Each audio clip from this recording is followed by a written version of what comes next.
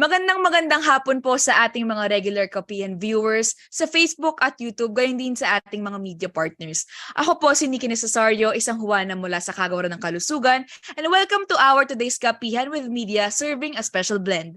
Bago po tayo tuluyang umpisahan ang ating talakayan ngayong araw, narito lamang po tayo muli upang talakayin ang ating house rules.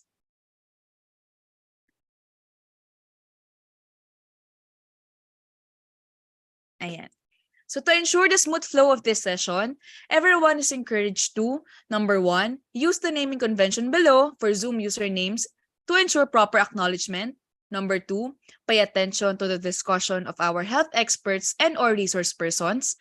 Number 3, keep microphones muted while speakers are discussing and presenting. And number 4, should you have questions, participants shall signify and send them in the Zoom's chat box and wait for the host to acknowledge them.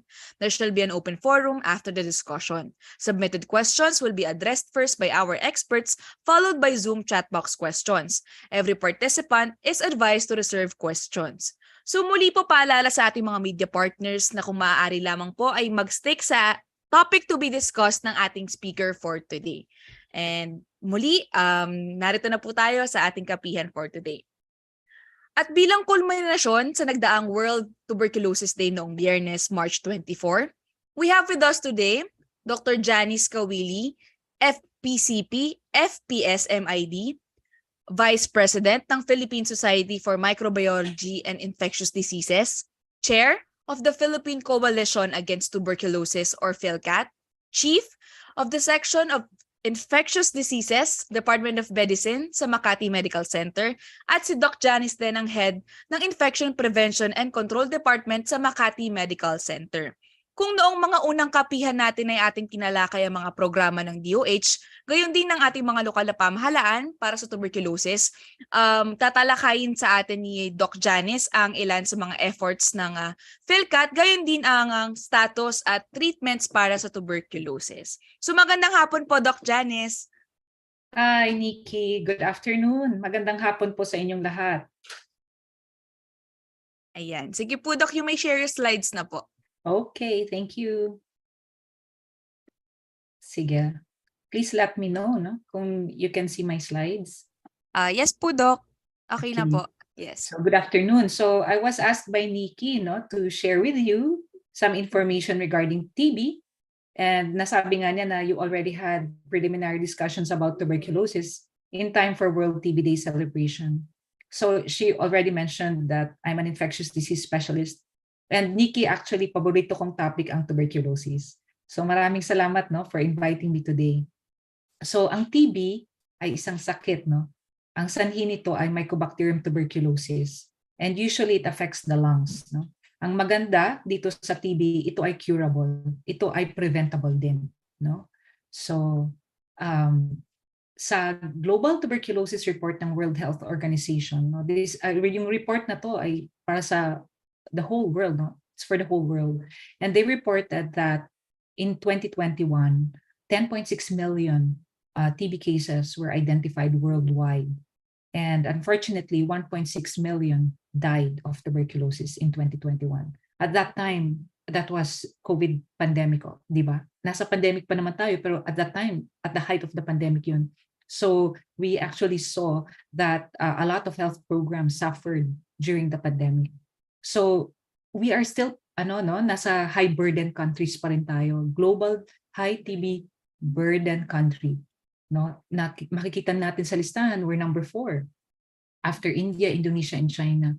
So it means that pag mataas ang burden sa bansa, na-affect talaga yung ating everything, even economy is affected by the burden, the TB burden. So in the Philippines, in 2021, around 1 million Filipinos actually had TB, and then 70 Filipinos die of tuberculosis every day.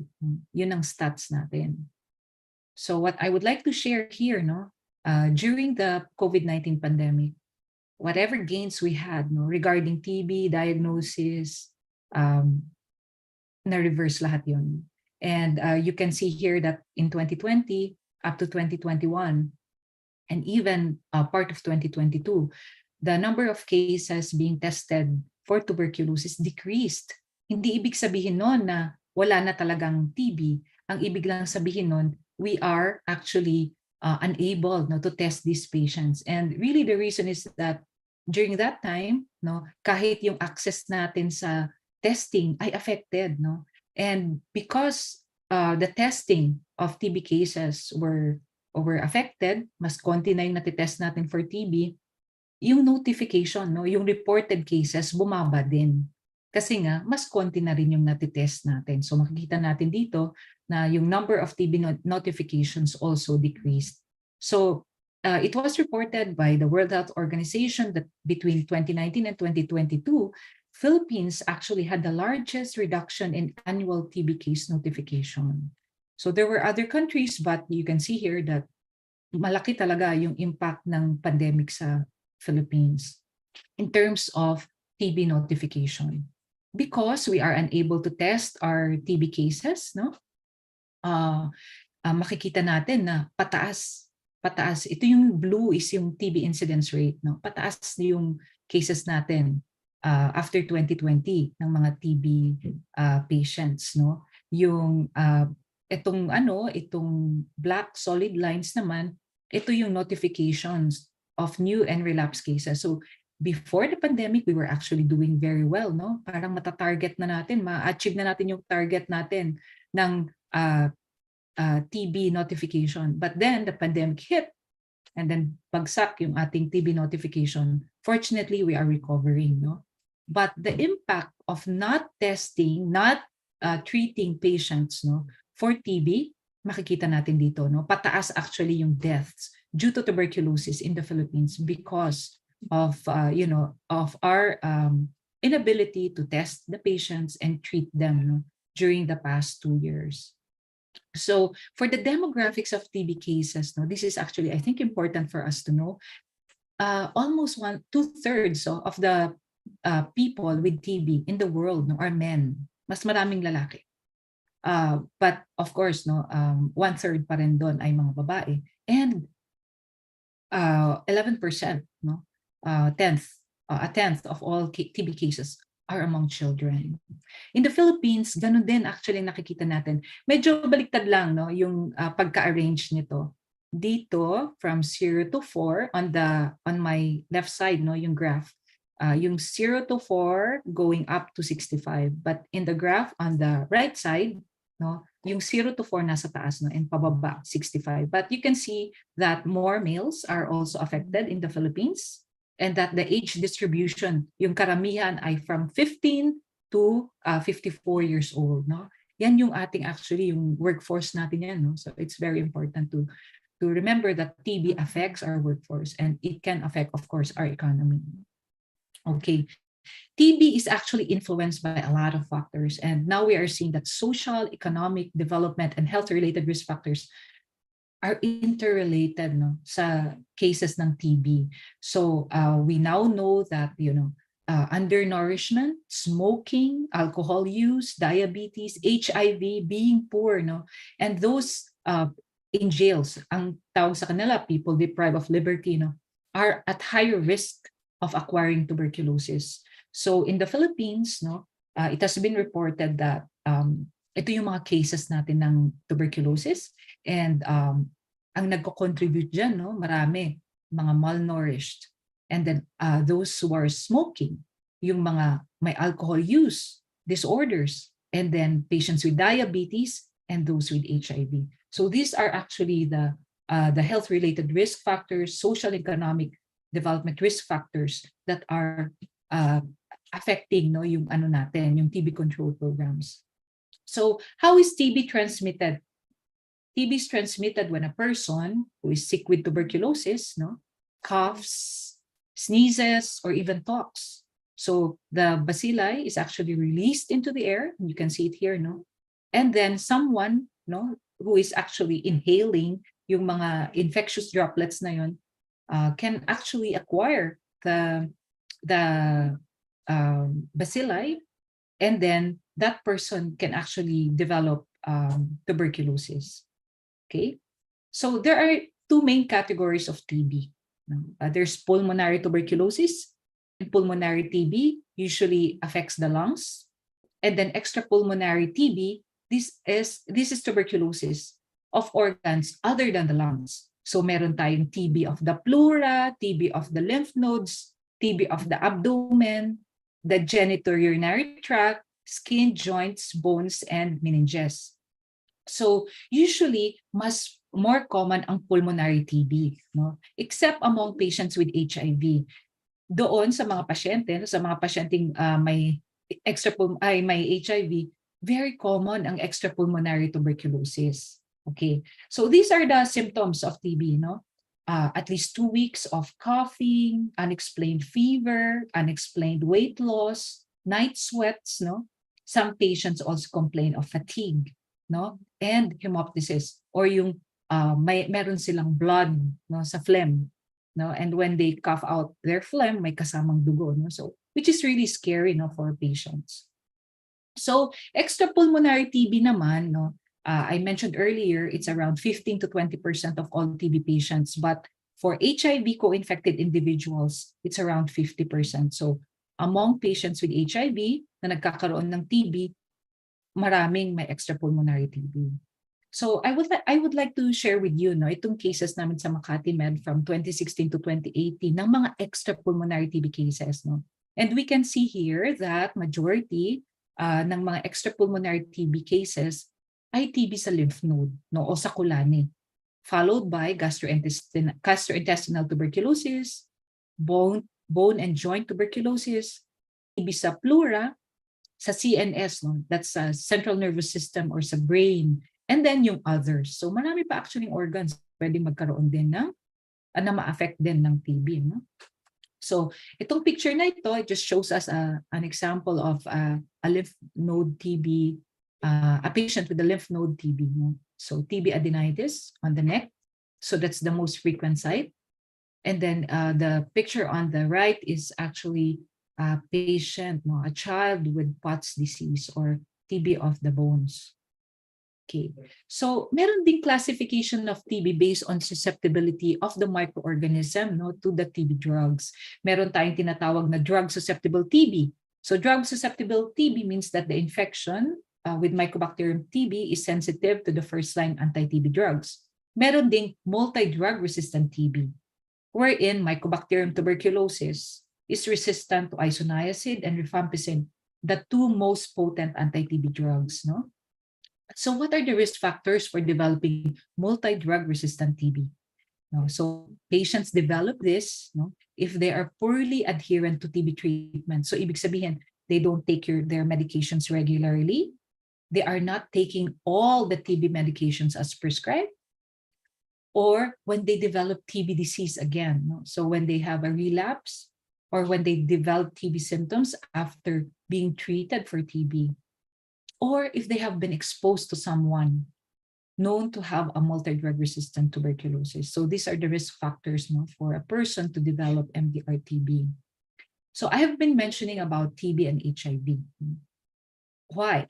Because PL-HIV, the people living with HIV are at risk of developing active TB. And usually, mas mataas yung risk nila, no, na magkaroon ng active TB.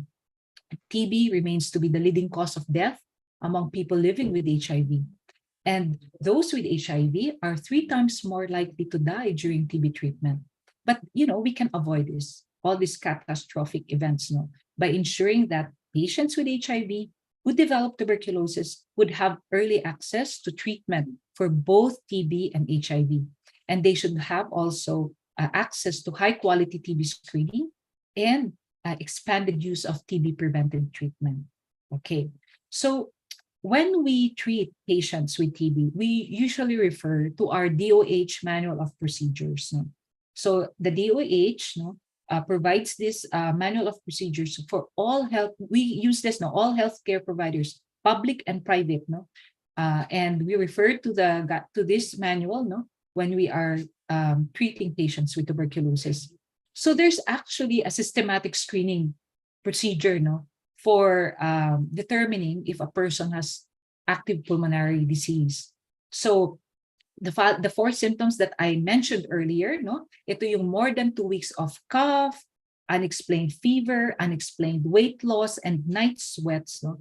If a person has this, we actually already consider them presumptive TB, and then we do further testing to confirm tuberculosis. No? And later I will explain. No? Some naman patients don't have the symptoms, no? But our DOH actually encourage the institutions, no, like healthcare institutions or mga offices, and even individuals, no, to have annual X-ray.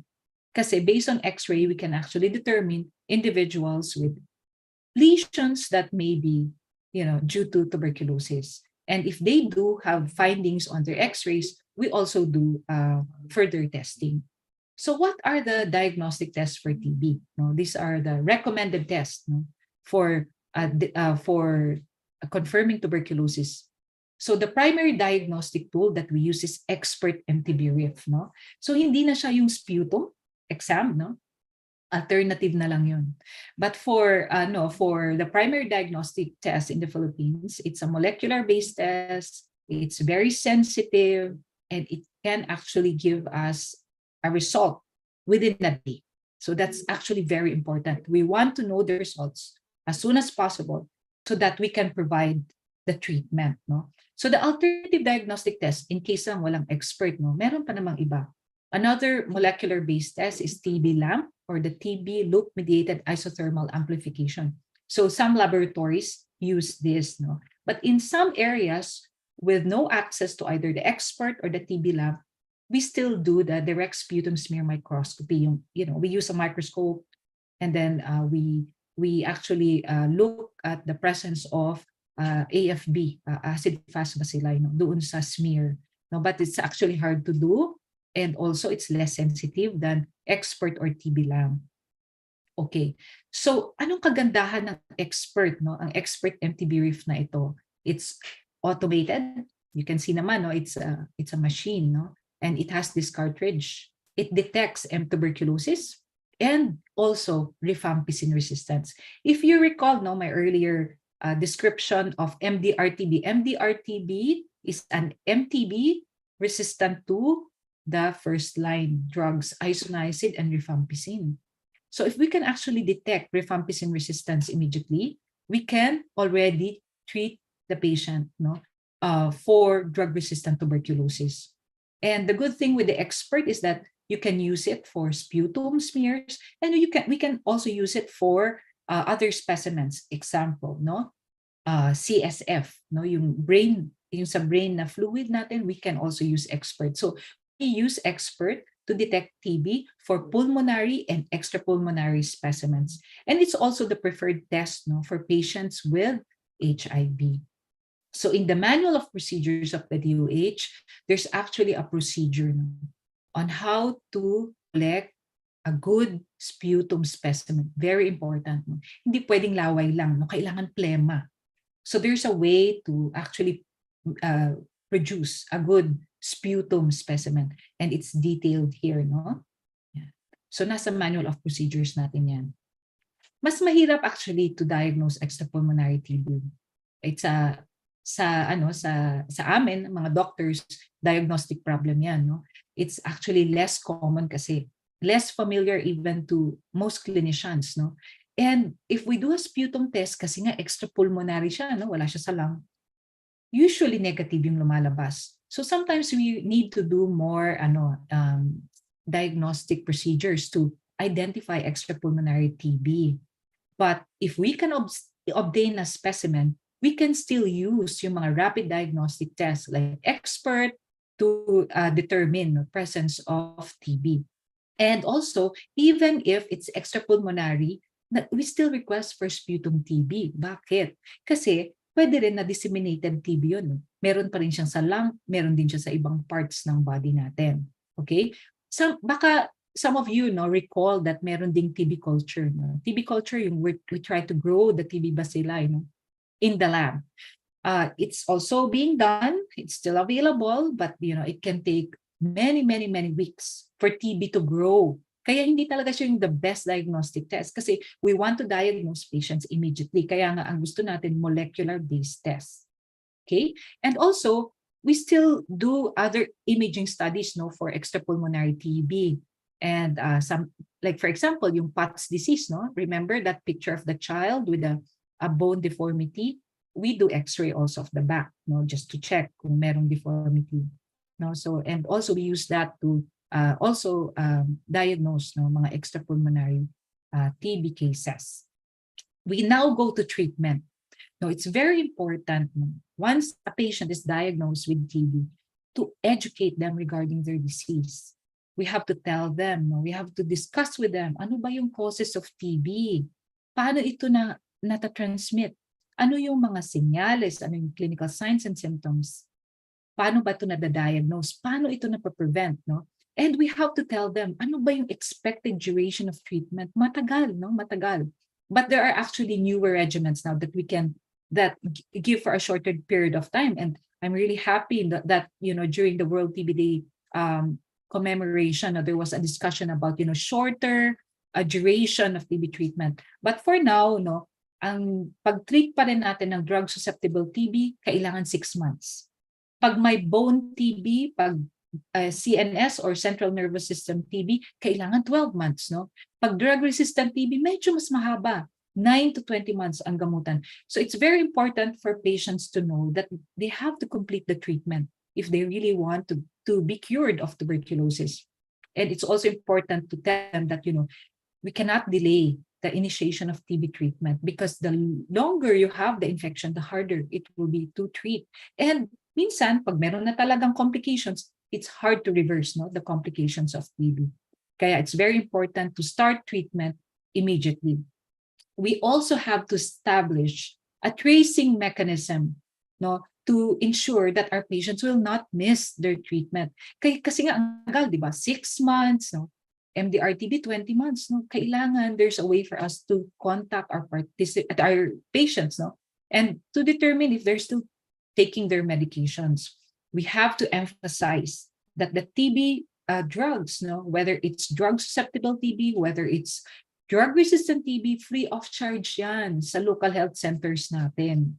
Even private patients, or patients from private hospitals, private clinics can avail of free of charge services for TB diagnosis and treatment.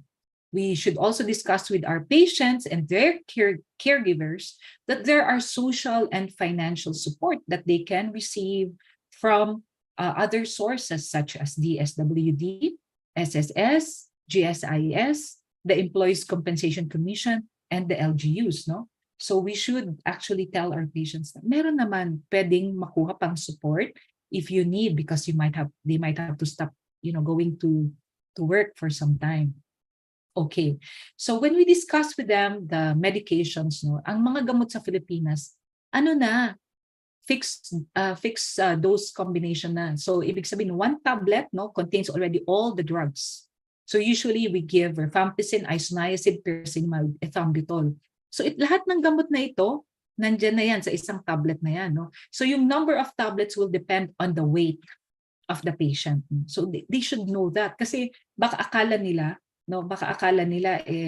yung isang tablet ay isang gamot. Like yung isang gamot, ito rifampicin, ito isoniazid, ito pyrazinamide, ito ethambutol. Hindi So lahat ng gamot na yan nasa isang tablet, and the number of tablets will depend on the weight of the patient. So these doses should be taken once a day.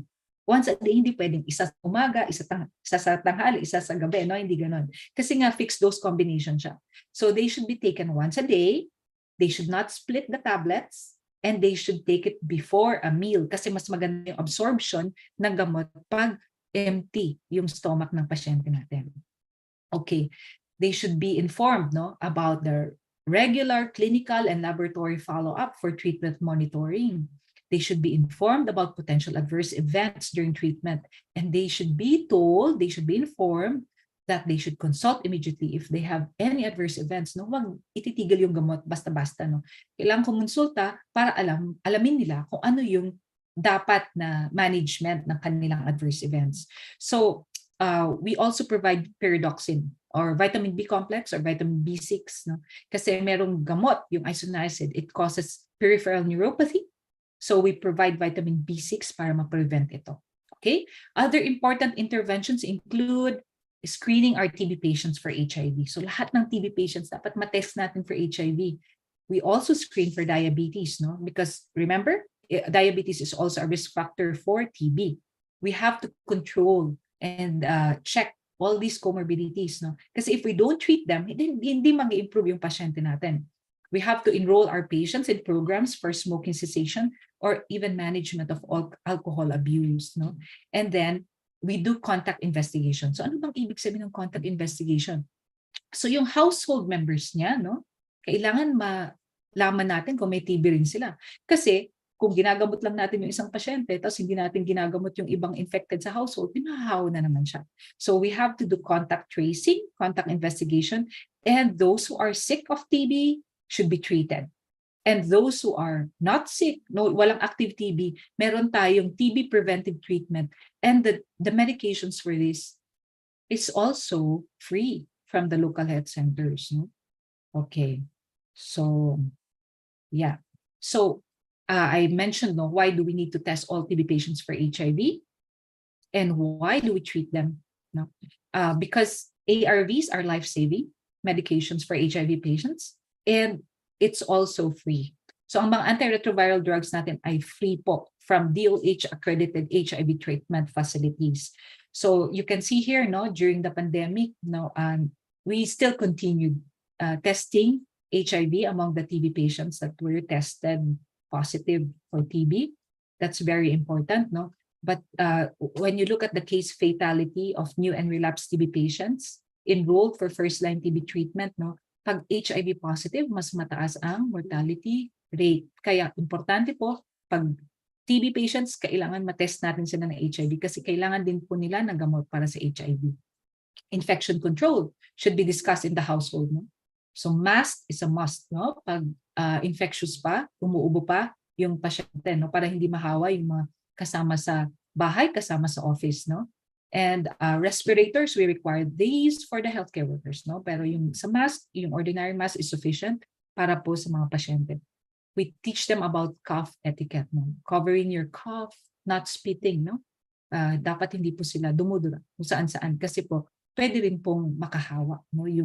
Yung spit na yon, no, sa ibang mga tao. So TB infection control, no, we tell them about, how to maintain good infection control in the office or in the household, no, opening the windows, no, it's very important. That would actually clean the air, no. So mag-improve yung ventilation, magde-decrease po yung mga infectious droplets po sa environment, no. Another important thing that we do is monitoring of treatment response. How do we know that our patient is actually responding to TB treatment? We have clinical evaluation. Nawala ba yung lagnat? Nag-improve ba yung appetite? Nag-gain na ba sila ng weight? No? Nag-decrease ba yung pain? So some patients kasi complain of pain. So pag nag-improve yung pain, it means that they're actually responding to treatment. So meron mga patients na may mga sugat, no? And minsan may lumalabas na nana, no? Mga draining sinuses. And if they actually respond to treatment, nagko-close yun, no? Nagda-dry yung wound, no? And sometimes we request a repeat x-ray just to check, no, kung nag-improve din po yung kanilang x-ray. Okay. Some patients will have inadequate treatment response. So pag fail po sila sa treatment, there's also failure of improvement of symptoms. And then, pag hindi nag-improve yung mga symptoms nila or yung mga sugat, hindi nag-heal, no? We have to immediately check for drug-resistant tuberculosis because this can be due to drug-resistant TB or it's possible na baka HIV positive sila, hindi lang natin na-test, no? So we have to promptly address inadequate response. Because we have naman po free medications also for drug-resistant TB. We have free tests to determine drug resistance. And sometimes kung hindi na kaya po yan ng ibang local health centers, no, they refer to a TB specialist, no? Lalo na po kung nag-iisip na tayo ng drug resistance. So treatment outcomes for TB, very important. We have to document, no? Ano yung outcome? Gumaling ba siya? Na-cure ba siya? Natapos ba niya yung gamutan? o nag-fail ba siya ng treatment? Namatay ba siya? O hindi namin mahanap, lost to follow-up, no? Or minsan, not evaluated kasi hindi na namin alam kung anong nangyari sa pasyente. We actually have targets, no, for treatment success. So for drug-susceptible TB, we want that 90% of our patients get cured. For drug-resistant TB, we want 85% of them to actually improve, no, to complete treatment and also, of course, cured, no. In 2021, medyo konti lang mababa yung natin, success rate natin sa Philippines, but 81% is actually very good. No? But of course, we want higher sana na treatment success rate. Okay. In the Philippines, TB is a reportable disease. No? We have to notify the DOH if we identify a TB case because it has impact no, sa public health. Similar to COVID. Di ba nung time ng COVID, yung mga nagpa-positive sa COVID, na-inform naman po yung mga LGUs get in touch with them, no? They are reported to the DOH. Ganito rin sa TB. And within a week nga, dapat na-report natin yan sa Department of Health. So there are ways to actually report our cases to the DOH. Meron tayong mga TB notification officers sa community. Meron tayong TB notifications officers sa hospital. Or we can actually report directly to the DOH. There's like an app that you can use, ang tawag nila, IT Slide, no? And you can report to DOH your cases through this app. Okay. Maybe I can talk about my organization. No, I represent the Philippine Coalition Against Tuberculosis, or PhilCat. It's actually an umbrella organization of more than 70 professional societies, corporations, and other organizations representing the public and private sectors involved in activities directed at TB control. DOH is actually the vice chair of PhilCat, no, permanent vice chair of DOH. And then we also have, like for example, my other organization, PSMID, is also a member of PhilCat. So PhilCat, no, for a long time already, we have been partnering with other organizations for TB projects. So right now, we have this project with the Global Fund, which is engaging non-NTP healthcare providers in mandatory notification in 17 regions in the Philippines. So anong ibig sabihin yan? So ang focus namin talaga sa mga private facilities, mga private na mga physicians, no? So hindi sila part ng sa DOH. May proseso kasi ang DOH for reporting, no? Mga private physicians, minsan hindi nila alam kasi kung paano sila magre-report sa DOH. So we help them, no? We also have another project, yung consortium. So what we do is we actually help private laboratories and hospitals acquire TB tests so that they can provide the test at affordable prices naman to their clients. So alam naman natin na some patients would still prefer to be tested, to be treated in private facilities, no? But the cost of tests, no, mahal. Ang expert test po, mahal yan, no? If you actually pay for the test. So what we're doing is to ensure that the private hospitals and private laboratories can access these tests and they can actually give it to patients at very affordable prices. Okay. And PhilCat is very much involved with TB advocacy activities like, World TB Day. We organize it with the DOH and other partners every year, March 24, no? We actually hold webinars and conventions. And like today, no, we actually, we also join mga webinars, no? Like Kapihan sa DOH is one of them. We participate in other DOH programs, no? Basta TB, no, for the TB control program. So just last March 26, no, we actually commemorated World TB Day, which is like it's held every March 24. But for this year, we had the celebration March 26. It was a Sunday, and we had it at the Quezon Memorial Circle. No, President Quezon died of tuberculosis, and so we had it there. Yung picture na ito, no. Sa panoramic view, sa lahat po ng nandito, no, they are TB advocates, no, representing their own organizations. So we actually had a very successful World TB Day commemoration sa Quezon Memorial Circle sa Quezon City, no. So ang goal namin every March 24, no, we educate, we remind people TB is still a threat. It's a like pandemic na rin siya, no. It's actually it worsened, no, during the COVID-19 pandemic. And we really have a lot of things to do to catch up, no, para we can hit our targets. And then everyone is involved now, no? Hindi lang mga doktor, no? Hindi lang mga nurses, hindi lang mga barangay healthcare workers. Everyone should be involved, no? Because as I mentioned, there are social determinants to TB: undernourishment, no?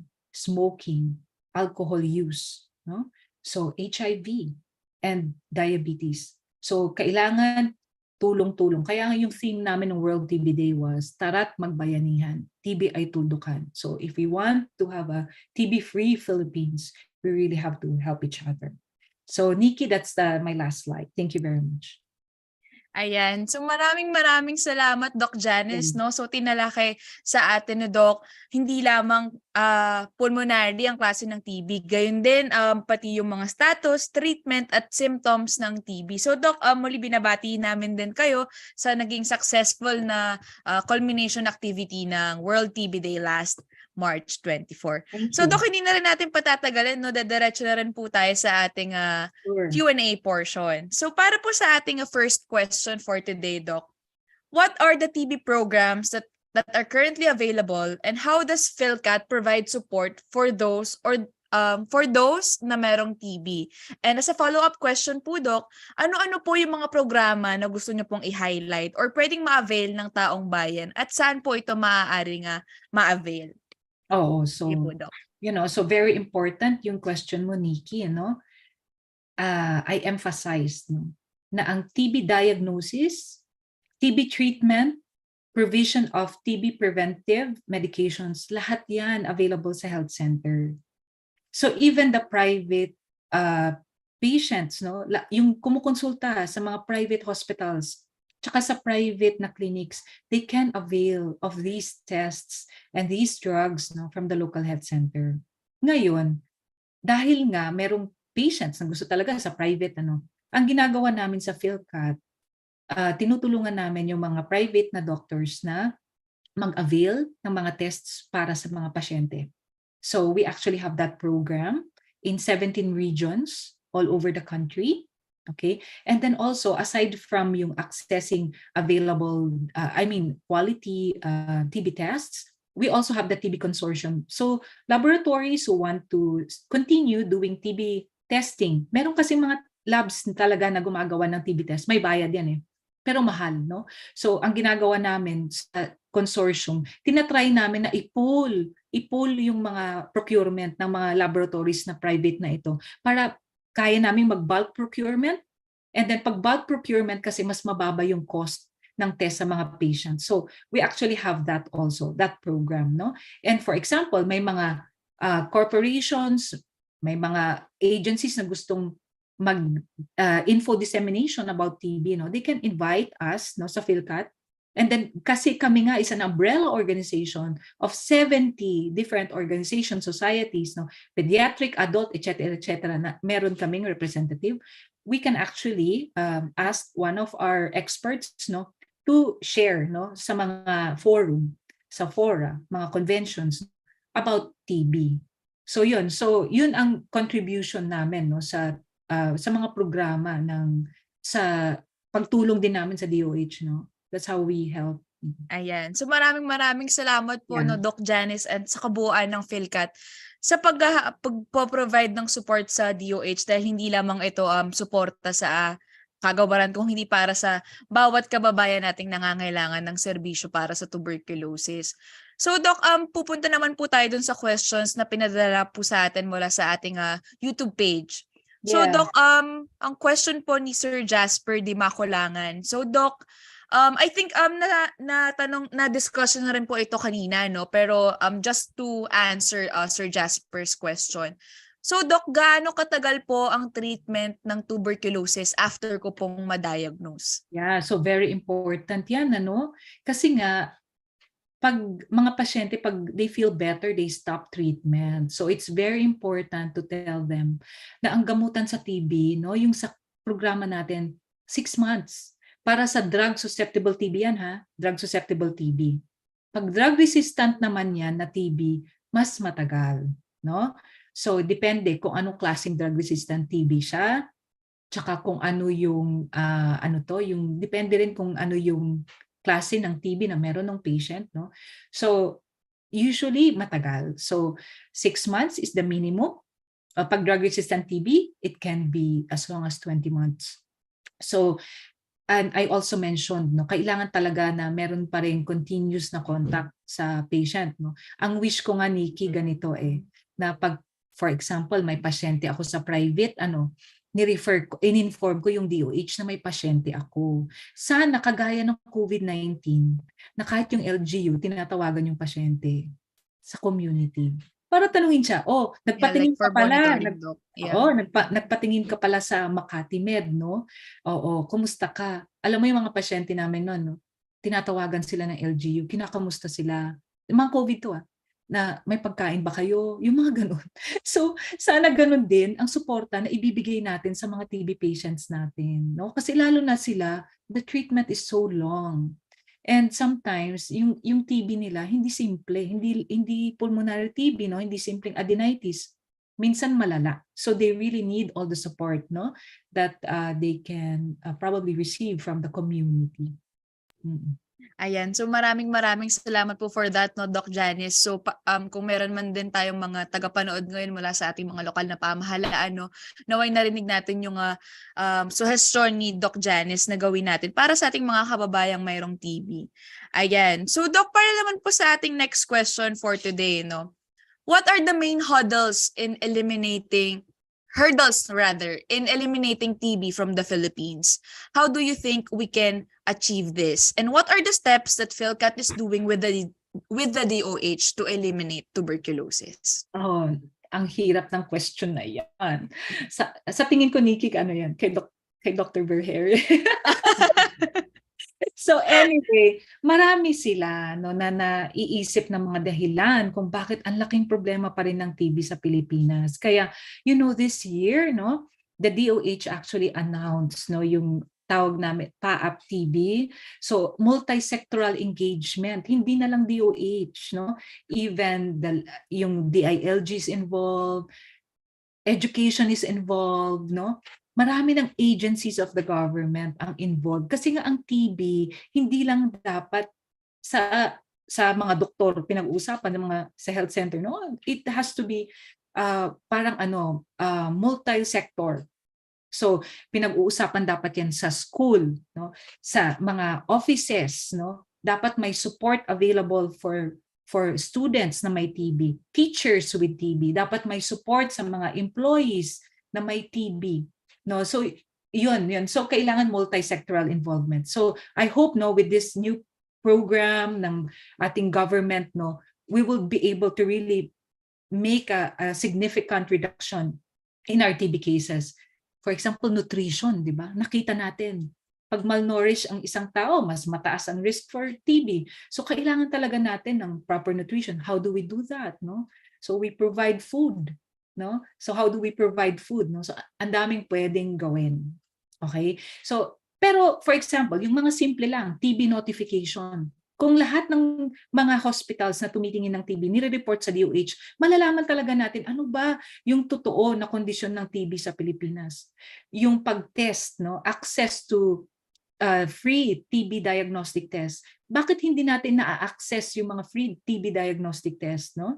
Hindi ba alam ng pasyente na libre ito? Hindi ba nila alam na libre ang gamot sa health center? So yun, if we can just, probably educate even kahit yung sa private na providers and also the patients that TB testing is free, TB treatment is free. No, you can access them sa local health centers. We should actually build up the confidence, no, ng mga pasyente natin to go to the local health centers, no? Kasi po yung mga gamot dyan ay quality. Hindi naman po bibili ang DOH natin ng hindi quality na mga gamot, no? So, wag po kayong mag-isip na baka hindi quality yung mga gamot. Quality po yan, no? Kagaya din po yan ang binibili natin sa drugstore. Okay? So, marami actually tayong pwedeng gawin, no? Na sana po, no, with everyone's help, we can really significantly decrease the TB cases in our country. Ayan. So maraming salamat po for that, Doc Janice. No? So tama si Doc doon, no? Sa pamamagitan ng whole of government and whole of society approach, walang sakit ang imposibleng malunasan. So Doc, para naman po sa ating next question, mula po ulit sa isang online watcher po natin. Mula kay Miss Nanette Puentebella, pag na-confirm po ba ang isang family member na may tuberculosis, ano po ang usual na kailangan gawin ng family? Kailangan po ba siyang dalhin sa ibang facility dahil po nakakahawa ito? At meron po bang home remedy for tuberculosis? Okay, so very good question, no?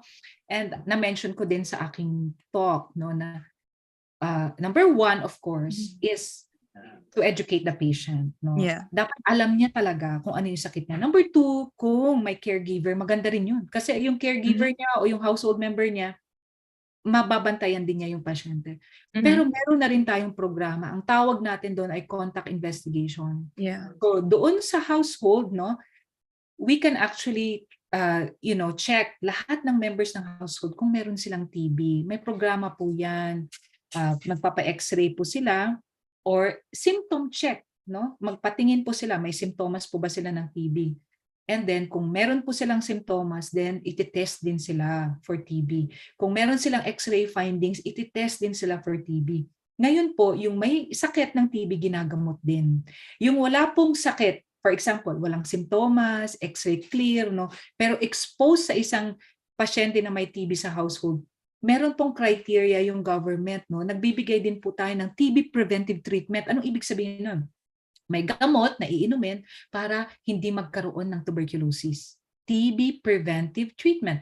At yung gamot na yon ay available din po sa local health centers. Libre din po yan. Okay? Sino po ba yung at risk for developing TB? Yung mga bata, less than 5 years old. Yung mga HIV positive, yung mga tatanda, no? Yung may comorbidities, may diabetes, may cancer, nagki-chemotherapy. Sila po yung at risk for developing TB. Sila po yung inuuna natin na sana mabigyan sila ng TB preventive treatment kung wala silang sakit na TB. Okay. Aside from TB preventive treatment and contact investigation, we have to discuss with them infection control. Hindi naman po natin sila kailangan ilagay sa isolation facility. Not like po sa COVID, no? Because we can actually determine, like, paano natin aayusin yung bahay na hindi siya makakahawa, no? Ang importante po is ventilation. You just open all the windows. Open yung mga pwedeng kung saan pwedeng pumasok yung hangin. Improve nyo lang po yung ventilation sa bahay. Yung cough etiquette, no? Pag umuubo, takpan ang bibig, no? Mag-mask, no? And then also, pag nagagamot na kasi sila, hindi na sila nakakahawa, no? Sabi nga natin, pag 2 weeks ng gamutan, no? Most likely hindi na sila makakahawa. So hindi naman like for every 6 months nakakahawa sila. Kasi nga ang goal mo, pag nagbigay ka ng gamutan, hindi na siya makakahawa. So pag nagtitreat na siya, nag-i-improve na yung symptoms niya, most likely hindi na siya nakakahawa. Pwede na siyang pumasok din sa trabaho. Di ba? Ayan. Yeah. So maraming salamat po for clarifying that, Doc, no? Nawa Miss Nanette, nasagot po ni Doc Janice yung inyong question. So mabuting na-highlight, paulit-ulit na naha-highlight ni Doc, na laging naririyan ng ating mga local health centers upang magbigay ng preventive measures at upang tulungan talaga yung mga pasyente natin na magamot yung tuberculosis. So Doc, no, just to share what happened last week po dun sa naging kapihan. Kasi po, we invited a city health officer and the patient ng patient na nagkaroon ng tuberculosis. So talaga naipaliwanag po nung patient na nagkaroon ng tuberculosis na naging hands-on yung local health office sa kanya, na kagaya po ng sabi nyo kanina, yung monitoring and yung pag-educate sa kanya. And after a while, Doc, na-share na po kasi sa amin na another family, parang yung tito niya po yata yung nagkaroon ng tuberculosis after. Siya mismo alam niya na kung paano yung gagawin. And he advocates na kapag may nararamdaman po kayo, lumapit sa local health center. So talagang kagaya ng sabi niyo po, Doc, effective po yung ginagawa rin ng mga local health centers natin pagdating sa tuberculosis elimination. Very important, no? Very important yung role ng LGU, guy, no? Very important. Ayan, Doc. So, Doc, we're down to the last two questions po for today. So, bago po tayo tumungo sa last question na sinend sa atin mula sa online, ang last question po natin, Doc, what would you consider the best practice of PhilCat na maaaring i-apply ng other organizations na sinusubukan ding mag-eradicate ng iba pa pong mga sakit? Okay. So PhilCat actually is open to all organizations, no? So ang members namin organizations, hindi tao. So may mga, of course, members yung mga organizations na yun, no? So kung gusto nila, they can also be members of PhilCat so that, they can be part of our advocacy programs. Okay? And then I think, no, ang PhilCat kasi, they also look at the private-public partnership is very important. No? So, hindi dapat na iiwanan yung private. Minsan kasi nangyayari yun, di ba? Parang wala silang pakialam sa nangyayari sa, baka pagalitan ako ng private. Hindi, so actually may pakialam kami. No? So we want the private to be involved and also to actually, to also utilize, the available services being provided by the government. No? So now that we are moving towards universal healthcare, dapat ang private, no, alam din nila kung saan sila pupwesto, no? And TB is such a big problem. It's actually, Nikki, no, I think we should consider it a pandemic. It's been here with us for many, many years, no, and then it's still killing people. So walang pinipili yan. Nakita nyo naman yung demographics natin, di ba? Bata hanggang matanda. And then the bulk of the TB patients are within 15 to 54 years old. Yung workforce natin yan, no? We cannot afford to have a sick workforce. So kailangan po talagang involved tayo. Even in the private sector, we should try to help, no? Try to help the government achieve, no, yung targets and be involved in the programs, actually improve on the programs, develop programs that will enhance, no, the TB programs of the government. So I think all organizations, no, should have should understand, no, kung ano ba yung kailangan natin gawin para talagang mapababa natin ang TB cases natin and maybe even declare in the future na talagang TB free na tayo, no? So yun. So being involved is, I think, very good na advocacy of PhilCat. Ayan, maraming salamat po for that, no, Doc Janice. So now we are down po to our last question for today. So mula po kay Sir Bimbo Cruz, Doc, since nagka-COVID po ako last year, kung tatamaan po ba ako ng tuberculosis, mas malala po ba ang magiging sintomas nito? Okay. So hindi natin masasabi na mas malala yung TB symptoms mo just because you had COVID. Ang COVID kasi, merong mild, moderate, severe, no, critical. So yung mga pasyente na nagka-COVID na critical o severe, mas malala yung damage sa lungs nila, no? So actually, merong mga pasyente na nagka-COVID ng critical COVID, if they survive, no, yung critical COVID, meron ng parang permanent damage yung lungs. So syempre, pag nagkaroon ka ng isa pang lung infection, medyo mahirap yun, no? But most of the time kasi ngayon, ang COVID mild ang symptoms, no? Hindi naman lahat nagkaka-pneumonia, no? So pag nagka-TB ka, you can probably still experience the same, yung symptoms, yung sinabi ko, yung 4 cardinal signs of TB, no more than 2 weeks of cough, fever, weight loss, night sweats. Pwedeng magka-hemoptysis ka din, no? No, so I think what's important, no, sa discussion natin about COVID and TB, you can get COVID, you can get TB. You should know how to prevent both. Importante yung prevention, di ba? Making sure na malakas ang katawan mo kasi nga sa TB, pag malnourished ka, mas mataas yung risk na magka-TB ka, di ba? Proper nutrition. Huwag kang magka-diabetes. Or may diabetes ka, i-control mo yun. Kung may HIV, dapat mabigyan ng gamot sa HIV. Stop smoking. Okay? Smoking. Nakita natin yun. At risk yun for TB. Stop smoking. And of course, yung proper ventilation. Huwag tayo sa mga, alam naman natin yun sa COVID. No? It can also prevent COVID. And COVID, how to prevent COVID? No? Vaccination. no?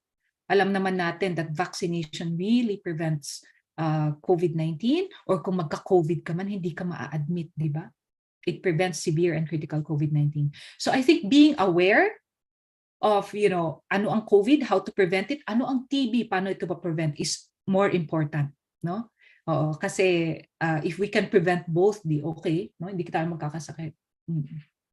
Ayan. So maraming salamat po for that, Doc, no? So mabuting na highlight sa atin na, Doc, na talagang syempre mas maigi na ma-prevent na natin bago pa mangyari dahil laging daig ang maagap. Yes. Yeah. Opo. Ayan. So, Doc, bago po tayo tuloy maghiwa-hiwalay sa araw na ito, muli po ang inyong takeaway messages para sa ating mga kababayan. Takeaway messages, no? TB is still a big problem in the Philippines, no? And kailangan nating magtulong-tulungan para, we have to help each other para talagang maging TB-free Philippines na tayo, no? It's possible. It's possible because nangyari sa ibang bansa. No? Hindi siguro sila totally TB-free, pero talagang bumaba ang cases nila.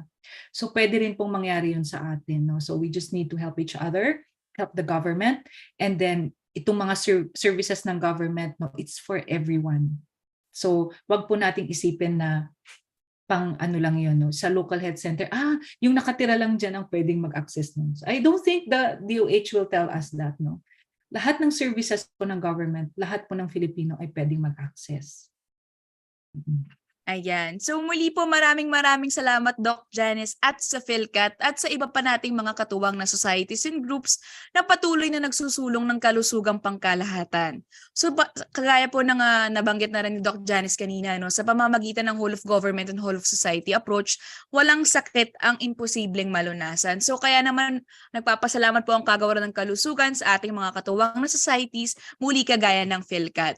So muli mula noon hanggang ngayon, nagpapasalamat po kami sa ating mga media partners sa patuloy na pagiging katuwang sa pagpapalaganap ng tama at napapanahong impormasyong pangkalusugan. So kagaya rin ng paulit-ulit na sinabi ni Doc Janice kanina, para sa ating mga kababayan, huwag po tayong mag-atubiling pumunta sa ating mga primary care centers upang magpakonsulta.